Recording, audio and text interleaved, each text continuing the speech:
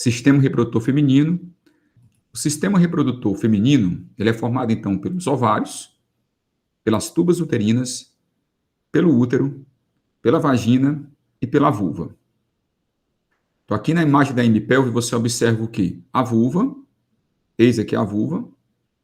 Temos aqui monte pubiano, grandes lábios, pequenos lábios, clitóris, bexiga e uretra. Aqui você observa a vagina, o útero, tubo uterina e ovário. E aqui atrás, o ânus. Eis aqui o reto. Então, observe que a mulher tem uma sequência de 3 orifícios, né? O orifício da uretra, o orifício vaginal e o orifício anal. Bom, os ovários são as gônadas femininas responsáveis pela produção de óvulos e de hormônios femininos, no caso, os estrógenos e a progesterona. Lembremos, então, que o processo de gametogênese na mulher, diferentemente do que acontece com o homem, a gametogênese feminina, ela já inicia na fase intrauterina, lá na fase de feto. Então, nós vamos ter aqui 3 períodos, o germinativo, o de crescimento e o período de maturação. O período germinativo, ele corresponde à etapa de mitose. Então, a célula germinativa primordial sofre mitoses e forma ovogônias. Cada ovogônia dessa vai, então, crescer e vai virar um ovócito 1, o chamado período de crescimento. Então, assim que a garotinha nasce, o processo de gametogênese é suspenso. Por quê? Porque ele iniciou na fase intrauterina. Então, acontece uma suspensão no nascimento. Então, quando a garotinha nasce, ela nasce com ovócitos 1. Ok?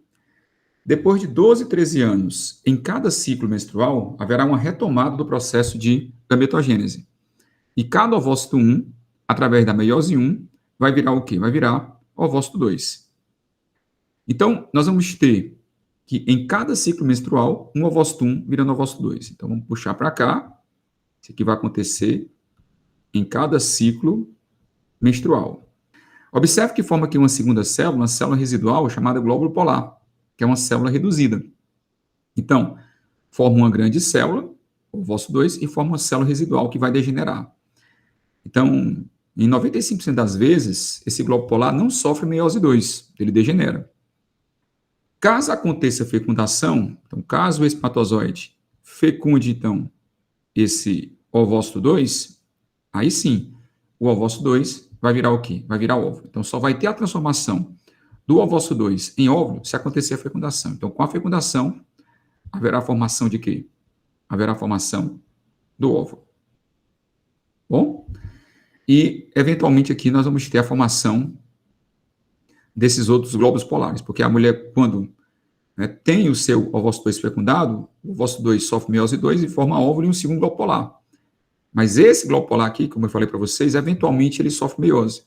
Caso ele sofra, vai formar então aqui mais 2 glóbulos polares. Então, no final, a mulher vai ter formação de um óvulo e 3 glóbulos polares. Queria lembrar vocês que esses gametas se encontram dentro do folículo ovariano.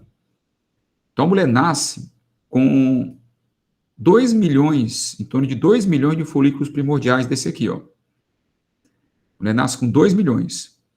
E quando ela chega no período da menstruação, ela só vai ter em torno aí de 400 mil, nos 2 ovários.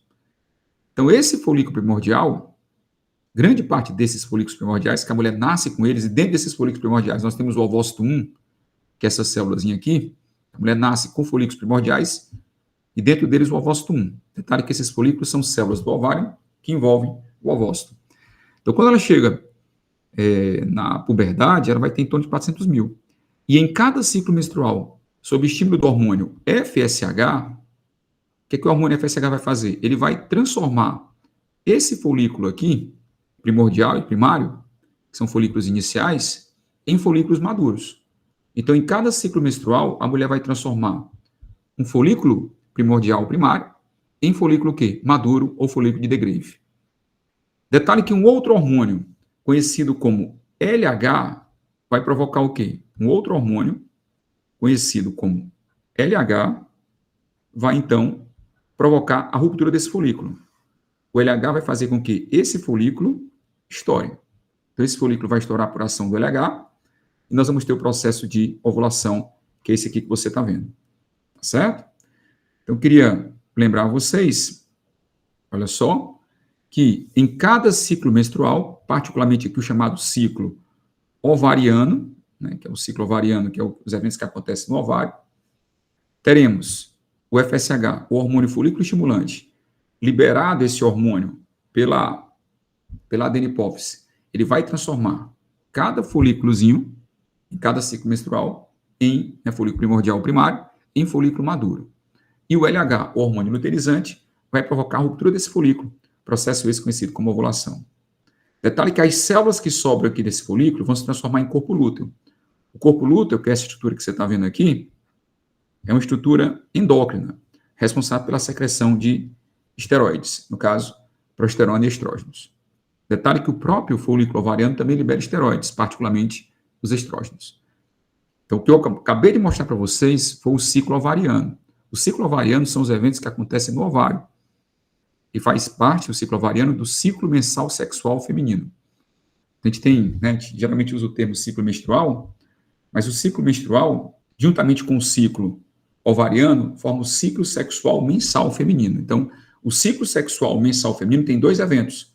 Tem eventos que acontecem no ovário e tem eventos que acontecem no útero. Os eventos do útero são chamados ciclos menstruais, tá? O ciclo menstrual. Caracteres sexuais femininos. Os caracteres sexuais femininos são de responsabilidade dos hormônios femininos, estrógenos e progesterona. Então, o que são os caracteres sexuais primários?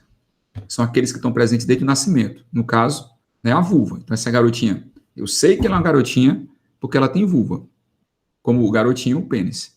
O caractere sexual primário é que ele tem desde o nascimento. O caractere sexual secundário aparece na puberdade. Nós temos aí os pelos axilares e pubianos, temos aqui voz aguda, desenvolvimento muscular reduzido, desenvolvimento das mamas e crescimento genital. Mama não é um órgão sexual. Mama é um caractere sexual secundário feminino.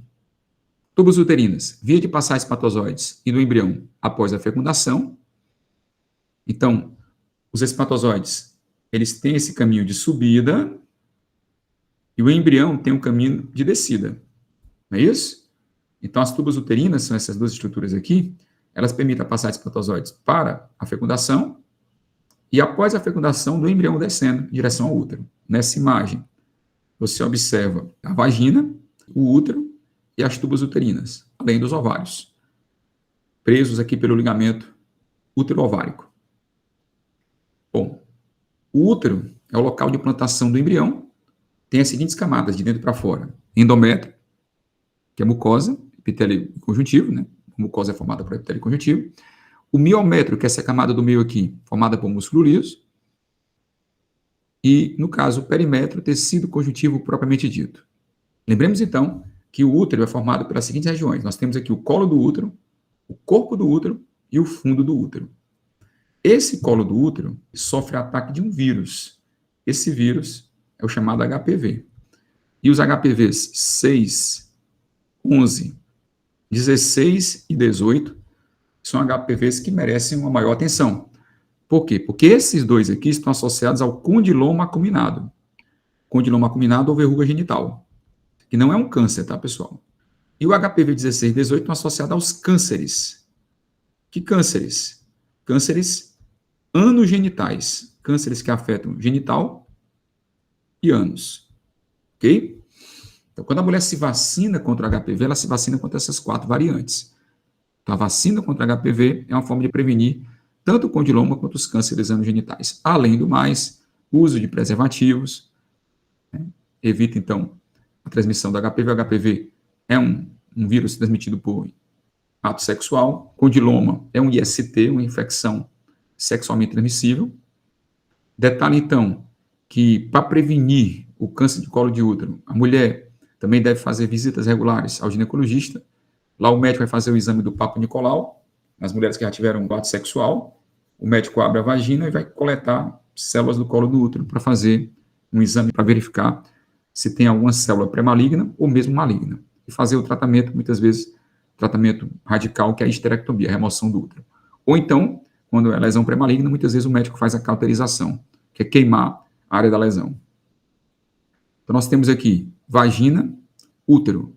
Esse aqui, colo uterino, corpo do útero e fundo do útero. tubas uterinas e ovários. Observe que a tuba uterina ela é aberta lá no final. Você pode observar que a tuba uterina é aberta lá no final. Então, isso aqui nos mostra o quê? Que a mulher tem que tomar muito cuidado com a sua região genital, porque isso aqui é a abertura para a cavidade peritoneal. Então, a mulher é aberta para a cavidade peritoneal. Isso faz com que a mulher tenha que ter atenção para não pegar nenhuma infecção no genital, porque isso pode acabar atingindo o peritônio, tá?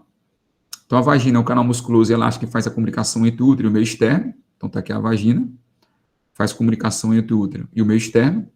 Até a primeira relação sexual, a abertura da vagina é coberta por uma membrana chamada de ímen. A vagina tem células e essas células armazenam glicogênio. Essas células se despregam da vagina e liberam esse glicogênio no meio. Como a vagina é um meio rico em bactérias, as bactérias vão fermentar esse glicogênio até ácido lático. O ácido lático vai causar uma queda de pH da vagina e isso vai proteger a própria vagina de outros micro-organismos. Então, qual a explicação de a vagina ser ácida? É por consequência de uma fermentação lática das bactérias que se encontram na vagina. E qual a importância disso? Proteção contra a proliferação de micro-organismos. Aqui nessa imagem você tem aqui a vulva, visão aqui lateral, eis aqui monte pubiano, grandes lábios, pequenos lábios, clitóris. O clitóris ele é um homólogo do pênis. Eis aqui bexiga, uretra. Eis aqui útero, vagina. Durante o ato sexual, a mulher está excitada sexualmente, a vagina dilata e alonga. Vulva é a genitália externa feminina, também chamada pudendo feminino. Composição: monte pubiano, grandes lábios, pequenos lábios, clitóris, abertura da uretra, ou ósteo uretral, abertura da vagina. Observe que essa mulher já teve a primeira relação. E também nós temos aqui as aberturas das glândulas parauretrais e das glândulas vestibulares. Então, quando a mulher se excita, vai acabar saindo fluido daqui, sai fluido daqui, sai fluido daqui, sai fluido daqui.